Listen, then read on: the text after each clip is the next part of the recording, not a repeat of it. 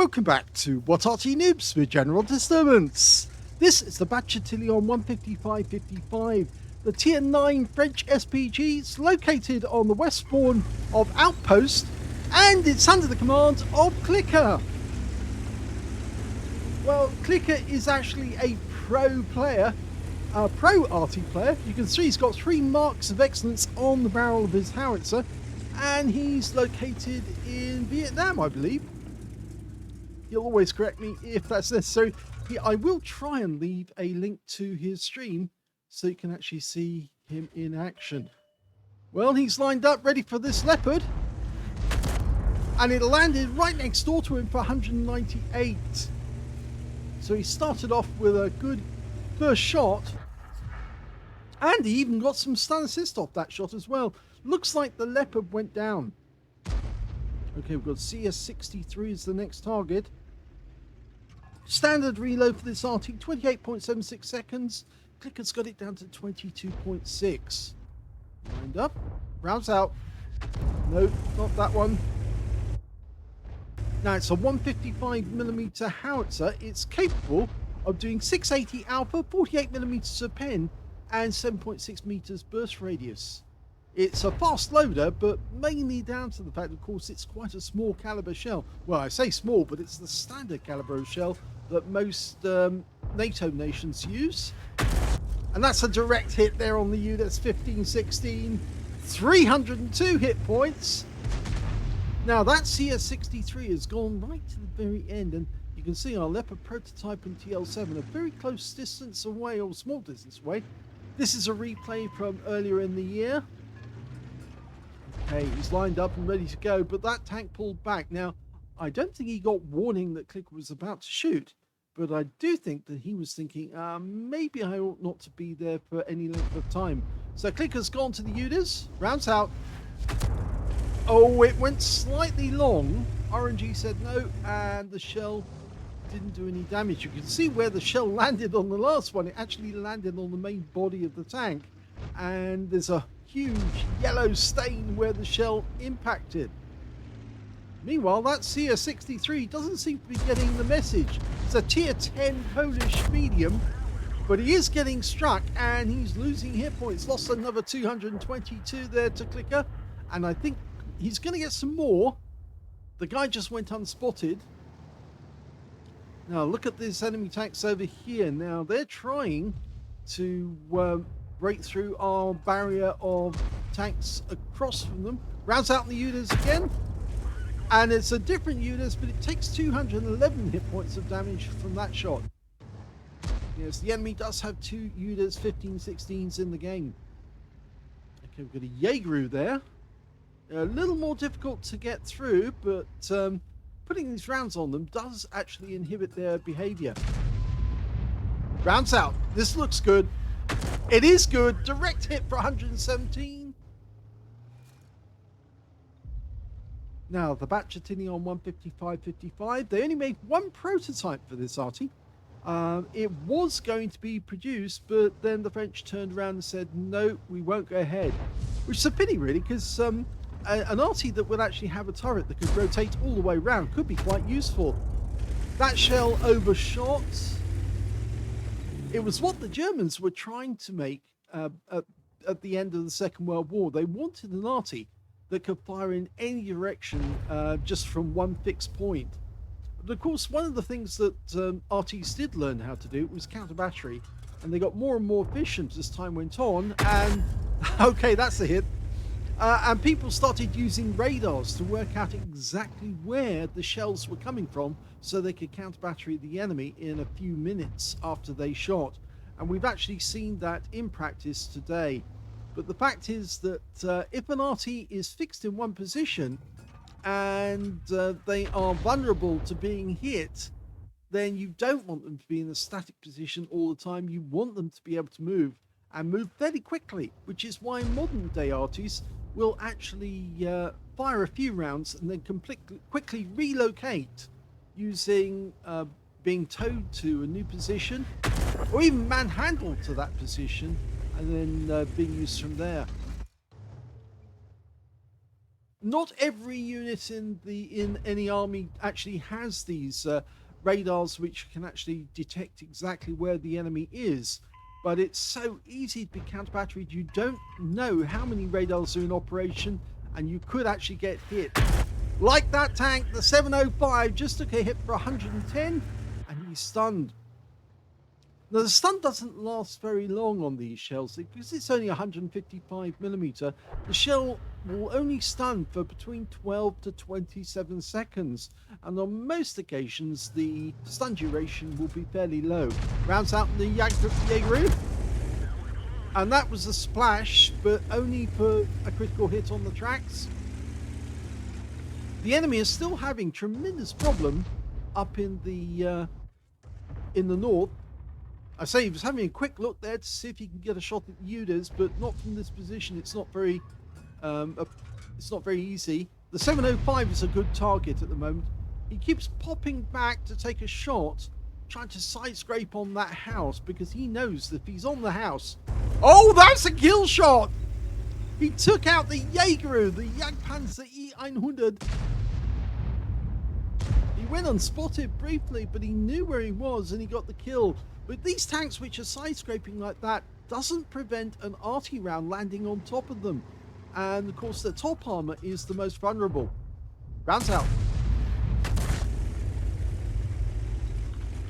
Of course, lots of Artys have chosen different vehicles and different Artys to deploy their 155mm rounds. The French now actually use a lot of wheeled vehicles. Obviously, the French have been very fond of wheeled vehicles for a long time, and so a lot of their artillery actually is wheeled vehicles.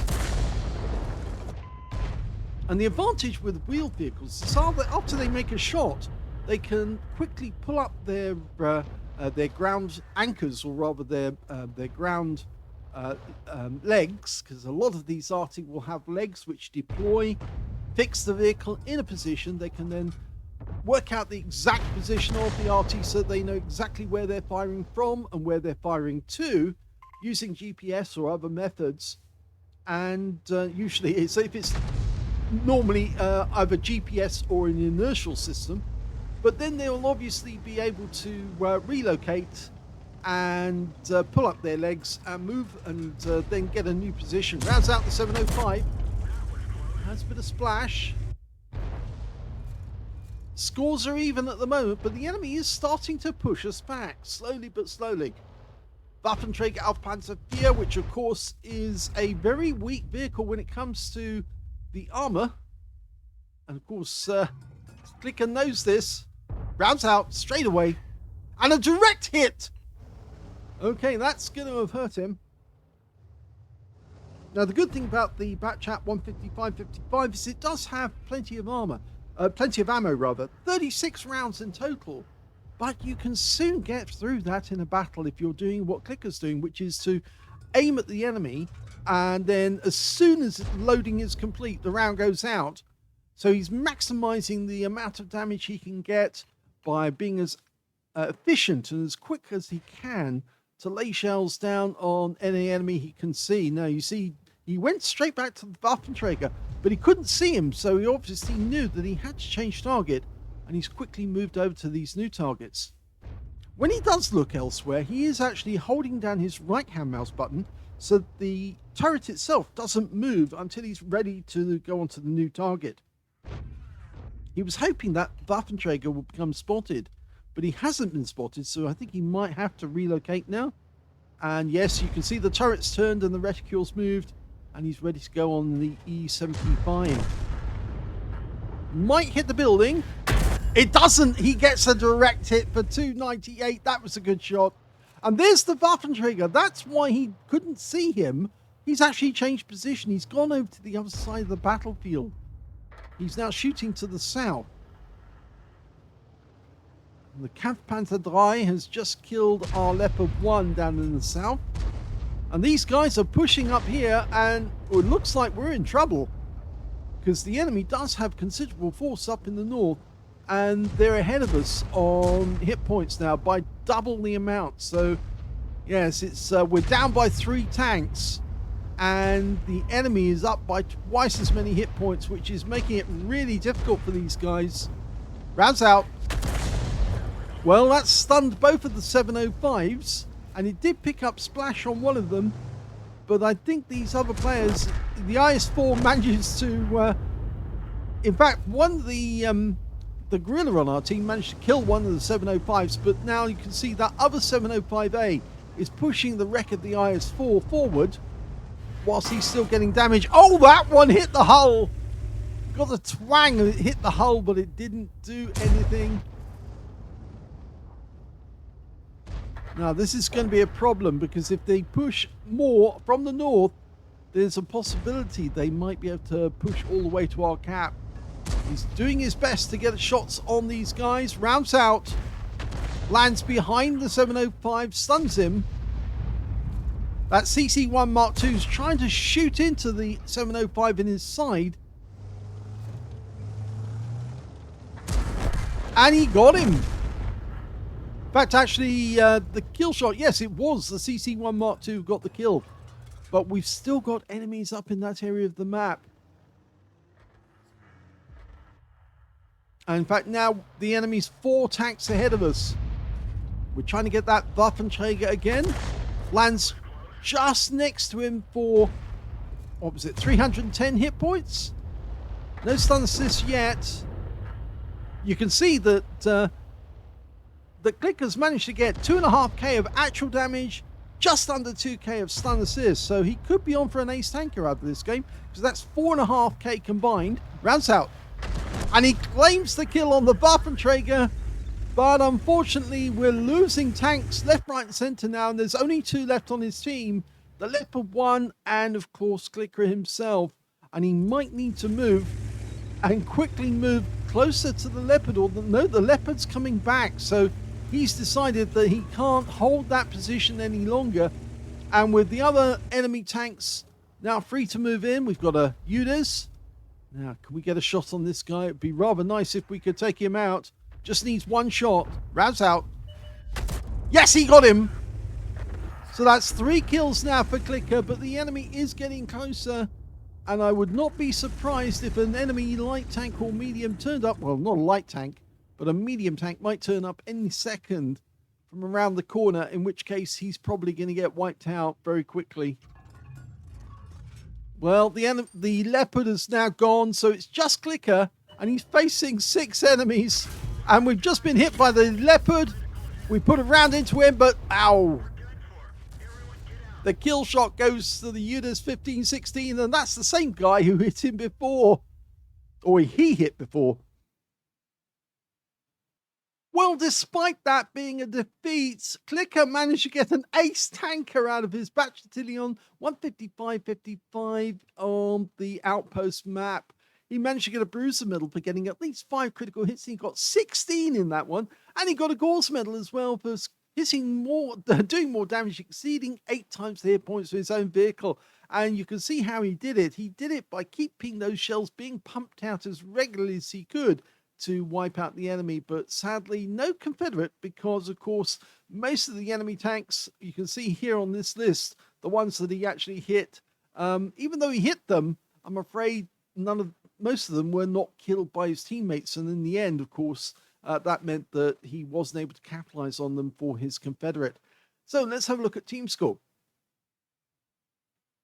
And we can see the highest damage in the game actually went to the CS63, the guy we saw in the castle grounds. He got 4,722 hit points of damage from that game. Second highest went to Clicker with 4,212. And the third highest damage went to the Contro Caro on the enemy team, who managed to get 3,733 hit points. When it came to kills, it was actually shared between Clicker and the Kampfpanzer III on the enemy team, who managed 3 kills each. 2 kills went to the Gorilla on his own team, and also to the UDES 1516, the M53, M55, and the ST2 on the enemy team. And I think, is that the one that killed him? It doesn't show there, but I think if we click this, it's Chalk. Yes, it is. Funnily enough, the guy listed as the second highest killer on the enemy team was was the guy who actually killed Clicker in the end, that guy there. And he just got a 5 for effect. And when it came to the base XP, it's the enemy team comes out on top. The 705 managed 1031, the only player to get over 1,000 base. The Seer 63, 997, and the Udas that killed him got 938, and Clicker managed to get 740. He fired 27 rounds, so he didn't get through all of his ammunition, but he certainly pumped out a huge number of rounds. I mean, that is a massive number of rounds in a game. 10 direct hits on the enemy, 1 penetrating shot, and 28 splash. Now, who did he actually penetrate in that game? Well, we'll have to have a quick look and see, because, of course, with this one, it becomes a little more difficult. Ah, there it is, the Waffenträger. He actually did penetrate that Waffenträger in the game. So, going back to the details, he also got 28 splashes, 4,212 hit points of damage, of which 3,891 were at more than 300 meters. He received 2 hits from the enemy, one from the Leopard and the other one from the Udas 1516, who was obviously very keen to get revenge for all those shots that Clicker kept firing at him. 11 enemies were damaged, 3 were killed, 1,913 hit points of stun assist off 22 stuns. He actually earned 8,933 credits on a premium count, even though it was a loss. And he still took away 1,734 experience points as well. So even though Clicker suffered a loss in this game, he still came out on top, because he got an ace tanker and he got an epic medal as well, the Gauze medal. So yes, even though you can see, even though his team are falling around him, he's still pumping rounds out, just like you may have seen in a recent video by Hospals. He just keeps busy pumping the rounds out to get the damage, collect all the hit points, and also try and help his team to win. But if they are not going to win, he's certainly going to pick up a medal, either from the amount of damage he does or from the number of enemy tanks that he manages to hit. If you enjoyed that replay, please give this video a like, do subscribe to our channel, leave a little comment down below because it feeds the algorithm, and thank you for watching.